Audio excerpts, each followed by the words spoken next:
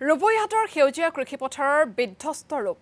বানে সৰ্বোচ্চ কাহিনীয়া ভোৰবন্ধা বৰগুলি অঞ্চলৰ কৃষক ৰাইজৰ পানীত এতিয়া হাঁহনাচৰ অৱস্থা নৈপৰীয়া ৰাইজৰ একমাত্ৰ উপাৰ্জনৰ পথ কৃষিকাৰ্য বানে বিনষ্ট কৰাৰ পিছত এতিয়া বিকল্প উপাৰ্জনৰ পথ বন্ধ হৈ পৰাত চিন্তিত হৈ পৰিছে কৃষক সমাজ এই সন্দৰ্ভত আমাক সবিশেষ জনাব নেকিবুৰ ৰহমানে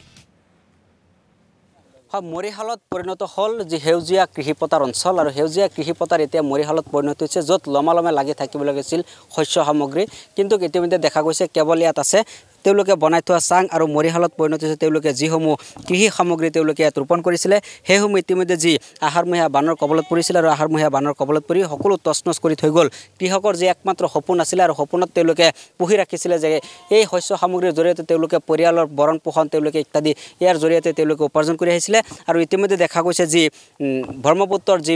বাঢ়নি পানী আছিলে বাঢ়নি পানীৰ কবলত পৰি পেলাই সকলো খেতি ইতিমধ্যে তেওঁলোকৰ যি আছিলে সকলো বিনষ্ট কৰি থৈ গৈছে আৰু এতিয়া মূৰে কপালে হাত দিবলৈ গৈছে কৃষকসকল কিয়নো তেওঁলোকে মূৰৰ গাম মাটিত পেলাই তেওঁলোকে নিজৰ শ্ৰম ইয়াত নিয়োগ কৰি পেলাই তেওঁলোকে যি খেতিডৰা তেওঁলোকে কৰিছিল আৰু সেই খেতিডৰা যি সময়ত লমালমে তেওঁলোকৰ শস্য সামগ্ৰীসমূহ লাগিব লৈছিলে তেনে সময়তে কিন্তু সেই খেতিসমূহত বানপানী সোমাই পেলাই তেওঁলোকৰ সকলো বিনষ্ট কৰিলে আৰু ইতিমধ্যে মই আহি উপস্থিত হৈছোঁ যি ৰূপৈহাটৰ 4 নং ভোৰবন্ধা আছে 4 নঙৰ ভোৰবন্ধাত দেখা গৈছে যিসমূহ তেওঁলোকে একমাত্ৰ কৃষিপ্ৰধান অঞ্চল আৰু তেওঁলোকে কৃষিৰ ওপৰতে নিৰ্ভৰ কৰি তেওঁলোকে ইয়াত জীৱন যাপন নিৰ্বাহ কৰি আহিছিলে আৰু এতিয়াও যদিও বান পৰিস্থিতি কিছু পৰিমাণে হাম কাটিছে তথাপিও কিন্তু যিসমূহ খেতিপথাৰ আছিলে সেই খেতিপথাৰৰ সময়ত এতিয়াও কিন্তু একাটোলৈকে পানী আছে যাৰ ফলত যিসমূহ এটা দুটা গছ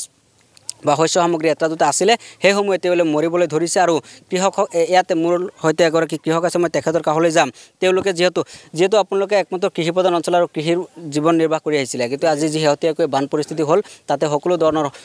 খেতিপথাৰ বিনষ্ট কৰি থৈ গ'ল কেনেধৰণৰ ক্ষতি হৈছে আপোনালোকৰ বহুত ক্ষতি হৈছে আপোনাৰ ধৰক খালি কেৱল এইটো হৈছিলে যাতে বেয়া নহ'ল পুৰা ঘূৰিটো চাংটো আপোনাৰ বানে উঠাই লৈ গ'ল পিছত বহুত চব্জি ইয়াৰ পৰা উৎপাদন হয় আজি চাকা আমাৰ সেইটো কাৰণে আজি এই বানৰ কাৰণে আজি সবকেইটা নষ্ট হৈ গ'ল আজি লেবাৰলৈকে গাড়ীৱালালৈকে এই কৃষিৰ আমি যিটো চব্জি উৎপাদন কৰোঁ সেইটোৰ পৰা বহুত মানুহ আপোনাৰ শাক পায় আপোনাৰ অলপ সকাহ পাই যা ধৰি লওক এটা ঠেলাওলা